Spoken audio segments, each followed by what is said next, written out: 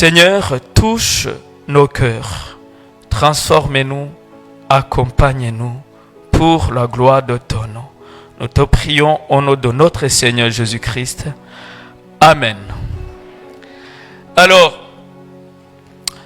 le thème d'aujourd'hui que j'ai proposé, c'est Dieu révèle sa volonté à son peuple. Dieu révèle sa volonté à son peuple. Le passage de Agé que nous venons de lire, nous voyons un peuple qui est là. Ce peuple venait de l'exil parce qu'à un certain moment, ils ont été attaqués. Babylone a gagné la guerre. Ils ont été déportés à Babylone. Et après, ils reviennent. Dieu fait grâce. Ils sont libérés. Ils reviennent à Jérusalem. Et alors, arrivés là-bas, qu'est-ce qu'ils ont fait? Ils sont devant les ruines. Ils sont attristés de voir la maison du Seigneur en destruction, dans le décombre. Ils se sont mis à travailler pour rebâtir le temple du Seigneur. Ils ont travaillé. À un certain moment, ils ont fait face à l'ennemi. À l'ennemi qui les menaçait de ne plus rebâtir, de cesser de bâtir le temple de Dieu. Ils ont fait face au découragement. C'est alors que Dieu va envoyer son serviteur, son prophète, Agé, pour les révéler la volonté de Dieu. Pendant son temps où ils avaient interrompu de rebâtir le temple du Seigneur, qu'est-ce qui se passait? Ils ont construit des maisons. Ils vivaient une vie de plaisir, de jouissance, ce qui n'est pas aussi mauvais. Mais ils ont oublié l'essentiel. C'est à ce moment que Dieu va envoyer son serviteur à son peuple pour réveiller leur conscience et les rappeler ce qui doit être prioritaire pour eux. Rebâtir le temple de Dieu. Certes, ces personnes ont fait face au découragement, aux attaques de l'ennemi. Aujourd'hui, j'ai peut-être une question à vous poser. Quelles sont les menaces qui viennent, qui vous écrasent, qui vous découragent au point d'oublier la priorité de mettre Dieu en avance? Qui sont ces personnes? Qui sont ces situations qui viennent, qui vous écrasent jusqu'à abandonner ce qui est prioritaire?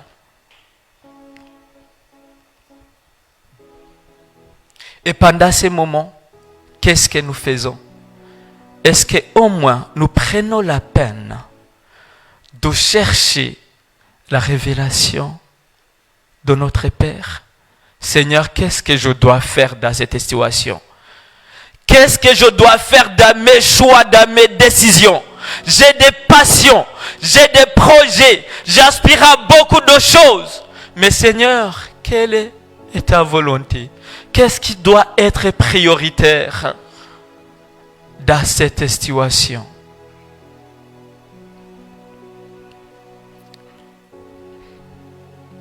Et puisque Dieu nous aime, il va faire quelque chose. Il vient pour éveiller notre conscience sur ce que nous devons faire en priorité. Remettre Dieu à sa place, à sa première place.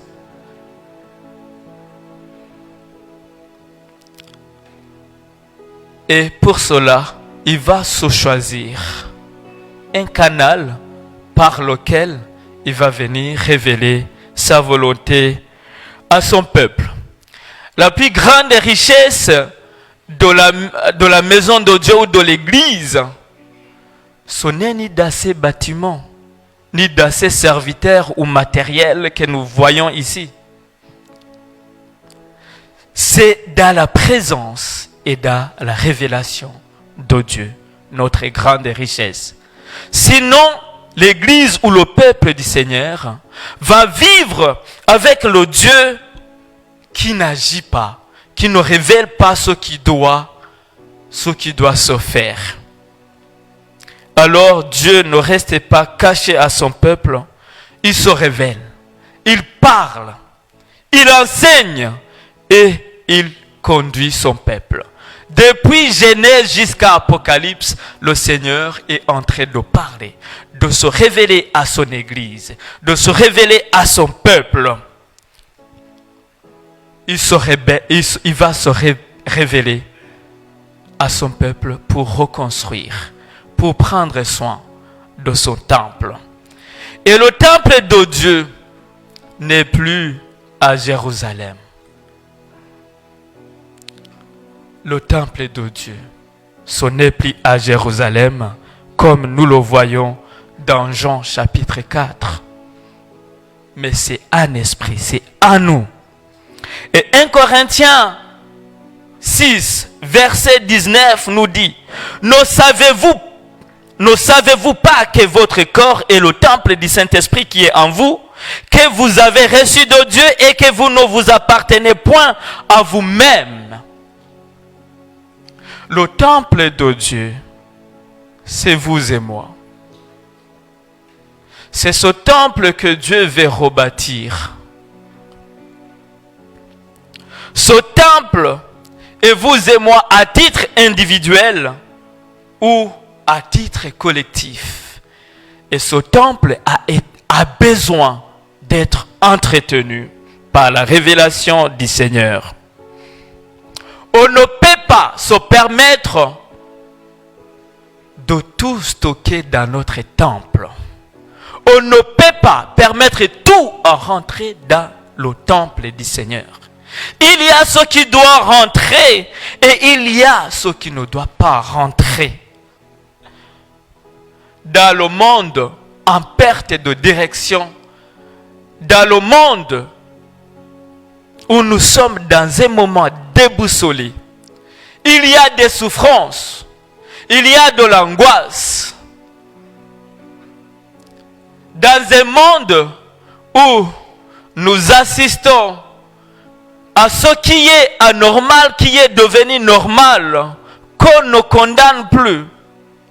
Dans ce monde qui n'a plus de repères, nous avons besoin de cette révélation quotidienne de la part du Seigneur pour savoir comment rebâtir son temple, pour savoir ce qui doit entrer dans le temple et ce qui ne doit pas rentrer dans ce temple.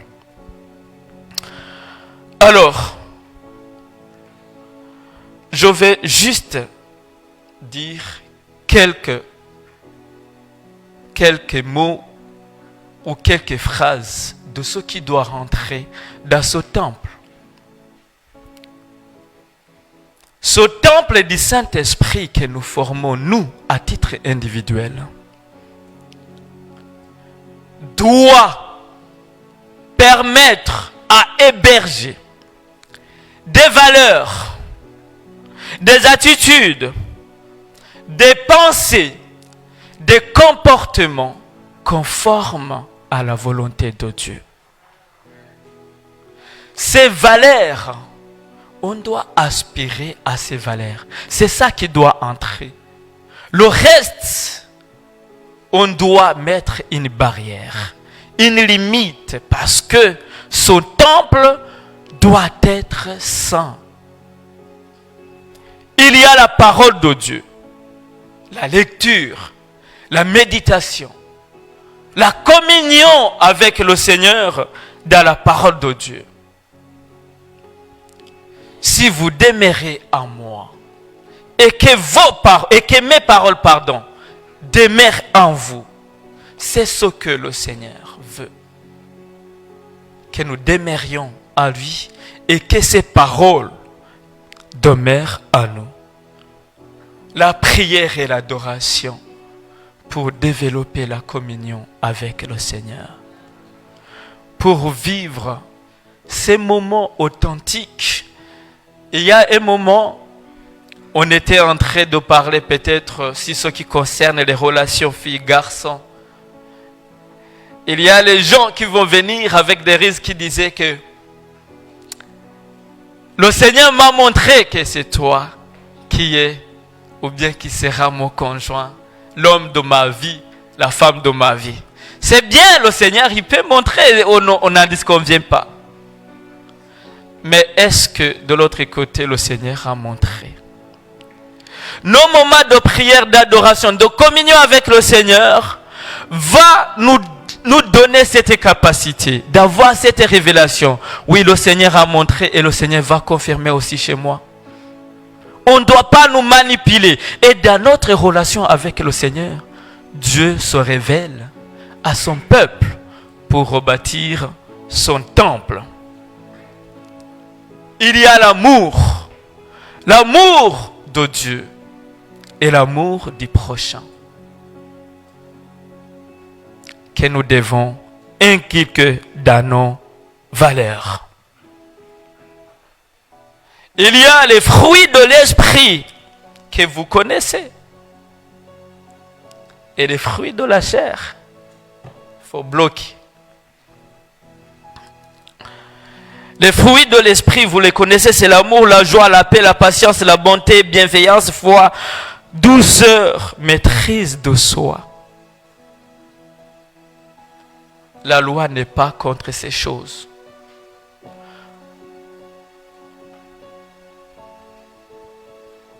La pureté et la sainteté, ces valeurs auxquelles nous devons aspirer en tant que temple de Dieu, en tant que bâtisseurs du temple de Dieu que nous sommes. Un mode de vie consacré, pur, le corps et l'esprit. C'est ce que nous voyons dans Romains 12, le premier verset, qui nous interpelle de présenter nos corps comme un sacrifice vivant, saint, agréable à Dieu. Il y a la foi, l'espérance. Ça, on doit le rallumer tous les jours. Si on perd la foi, on est déconnecté.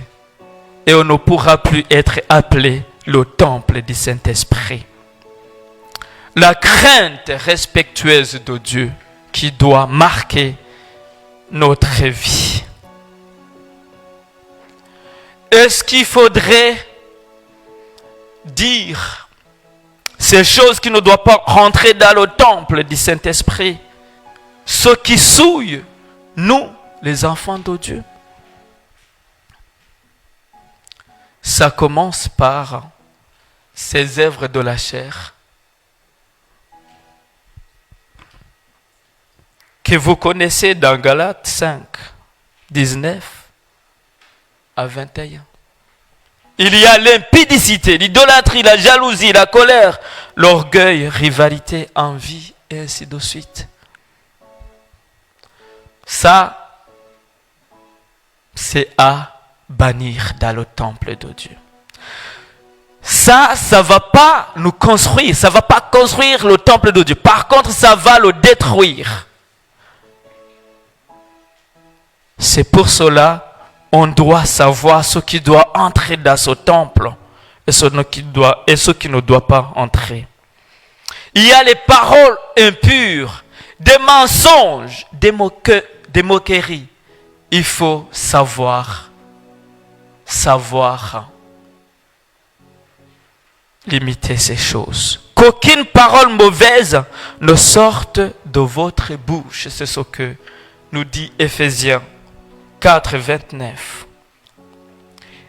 Nous devons bloquer ou bien mettre à l'écart de notre temple des pensées mauvaises, la haine et la convoitise.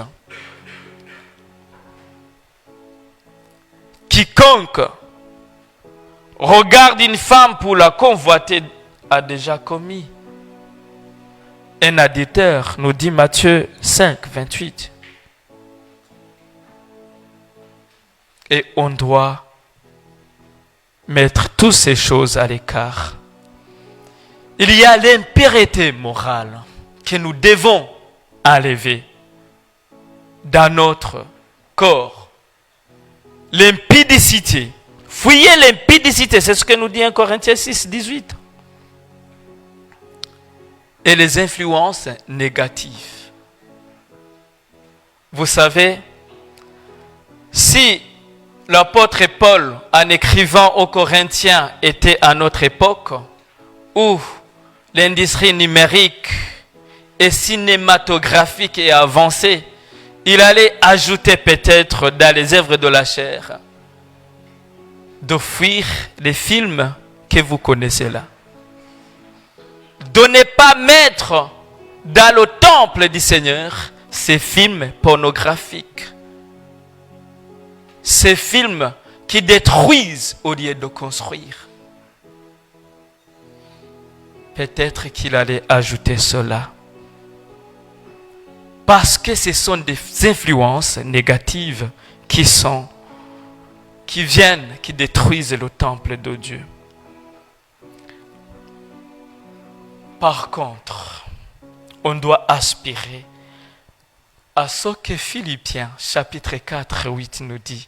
Que tout ce qui est vrai, tout ce qui est honorable, qui mérite l'approbation, soit l'objet de vos pensées.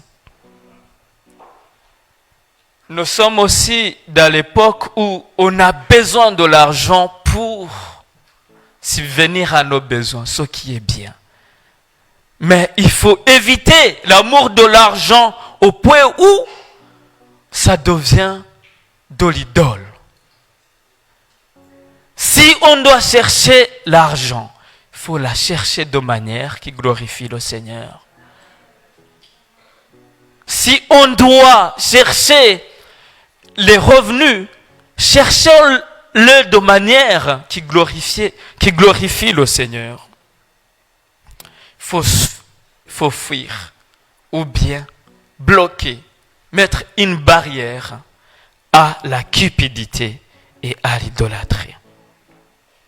Alors, si ces valeurs, ces attitudes, les pensées et comportements conformes à la volonté de Dieu habitent nos cœurs, habitent notre esprit, nous serons en train de bâtir le temple de Dieu que nous sommes.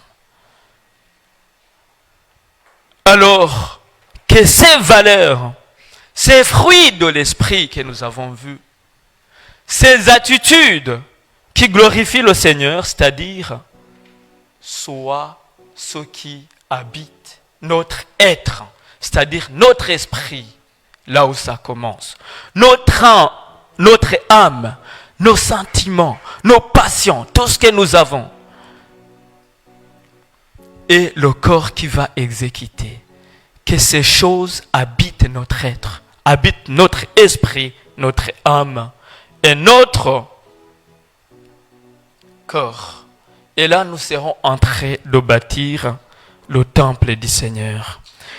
Et son mode de vie sera un témoignage pour chacun de nous à titre individuel, mais aussi pour l'Église, si chacun de nous bâtisse le temple du Saint-Esprit comme il se doit, ce sera un bon témoignage pour notre Église, notre communauté que nous formons.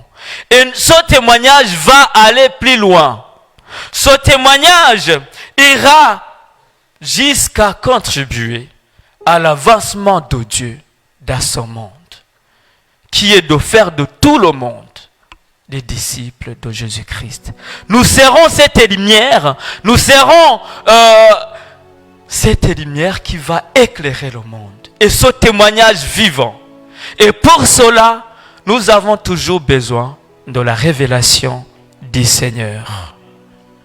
Et quelques raisons pour lesquelles nous avons besoin, ou bien pour lesquelles Dieu se révèle à nous, c'est parce qu'il nous aime. Sa volonté, c'est de nous sauver de la mort. Il dit dans le verset que tout le monde connaît, qu'on a appris à l'écodime, pour ceux qui ont fait l'écodime, dans Jean 3,16. Dieu a tant aimé le monde qu'il a donné son Fils unique, afin que quiconque croit à lui ne périsse point, mais qu'il ait la vie éternelle. Qui ne croit pas à lui, il est sous le danger de mort. Et Dieu nous aime énormément. Il veut nous sauver. Voilà pourquoi il se révèle à nous. Il éveille toujours notre conscience pour que nous sachions ce que nous devons faire pour la gloire de ton nom. Et donc, lui, il connaît toutes choses. Rien n'est caché devant sa face. Il connaît ce qui doit arriver. Il voit le danger à venir. Et là, il nous révèle sa volonté pour nous prévenir ou nous éviter ce danger.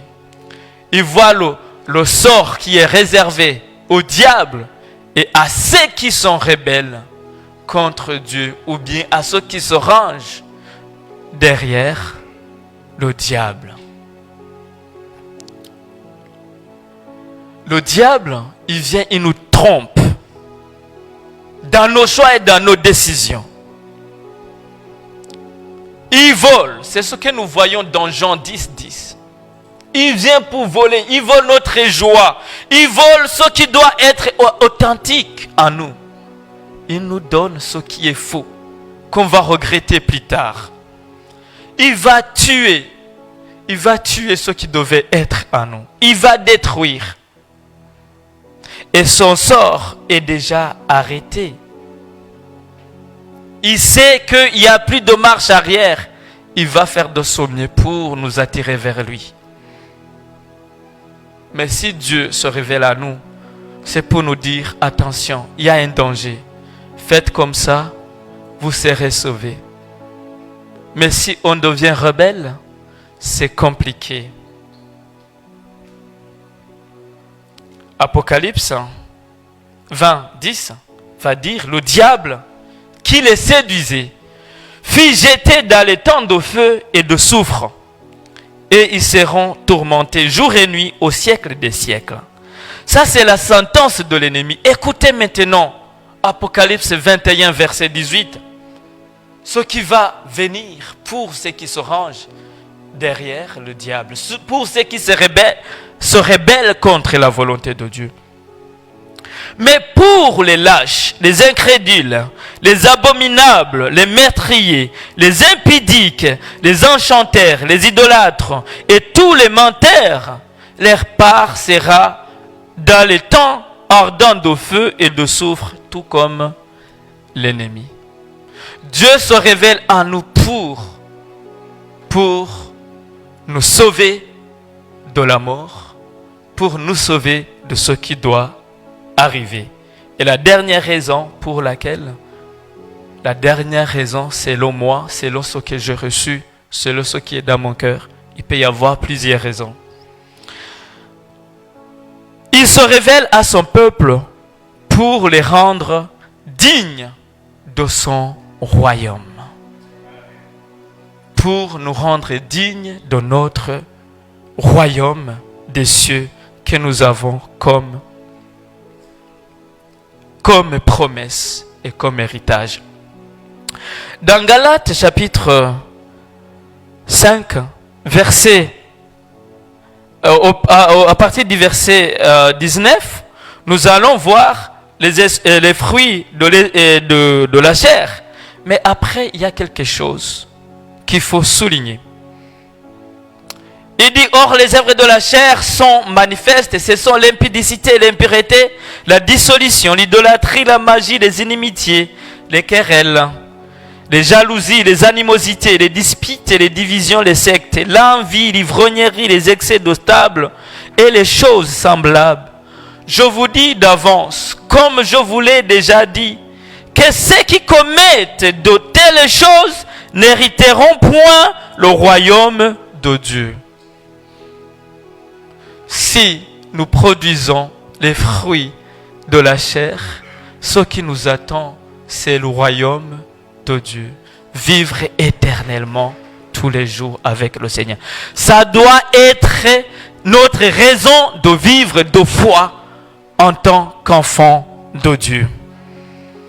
Alors, chers bien-aimés dans le Seigneur, peut-être que s'occuper du temple de Dieu n'est plus prioritaire pour nous ou pour vous. Ou peut-être que s'occuper de la volonté de Dieu commence à devenir lourd, commence à devenir un fardeau, commence à peser au point d'abandonner, commence à régresser. La grâce du Seigneur est disponible aujourd'hui. Reconsidérez votre voie et revenons au Seigneur. Et si votre priorité est réellement la volonté de Dieu, vous êtes dans la volonté de Dieu, tenez bon. Persévérez dans la foi et dans la production des fruits de l'esprit. La gloire à venir est plus grande que tout ce que nous pourrions traverser sur la terre. Oui, on va souffrir pour imposer notre corps, indiscipline, pour être conforme à la volonté de Dieu. Cette souffrance ne peut pas être comparée à la gloire à venir. Que le Seigneur vous bénisse.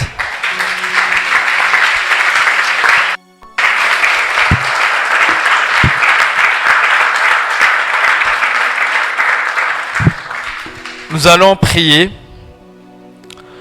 Seigneur, nous te bénissons, te rendons grâce pour ta parole. Ta parole est sémée. Seigneur, que toi tu fasses germer, que tu arroses et que des fruits puissent, Seigneur, se manifester et que ton nom soit glorifié partout où nous sommes, partout où tu nous enverras. Que toute la gloire te revienne. Te prions au nom de notre Seigneur Jésus-Christ. Amen.